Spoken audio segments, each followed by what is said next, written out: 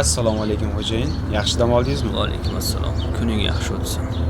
Qizim, chiqa qol. Assalomu alaykum. Va alaykum assalom. Malika, qalaysan? Malika, bugun ham a'lo baholar olgin. Xo'p, bo'ladi.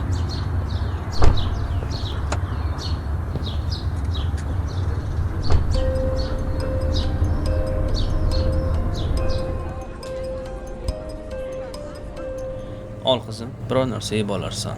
Rahmat dadajon, sizni yaxshi ko'raman. Marhamat Malika. Xayr. Yaxshi o'qi. Assalomu alaykum ustoz. Va alaykum assalom. Malika, yaxshi keldingmi? Ha, yaxshi, rahmat. Ko'rdingizmi, mani dadam boy biznesmen. Mani o'zlari har kuni maktabga tashab qo'yishadi. Ko'rdim. Otang nafaqat boy va biznesmen, u qahramon. Niqobli qahramon.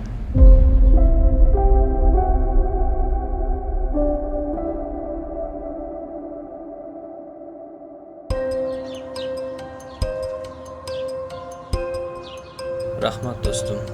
Arzimaydi. Abu, Labbay. sen kuchli otasan.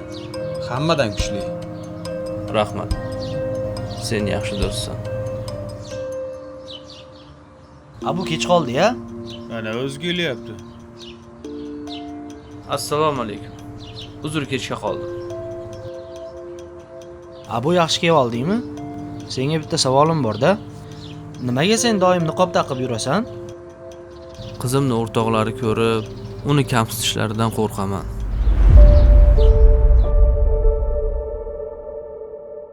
Ba'zi otalar niqob ortida yashaydi.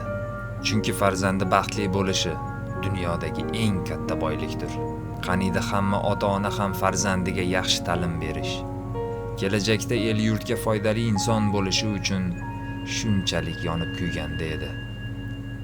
Biz boylikka qarab emas, qalbga qarab baho berishni o'rganishimiz kerak.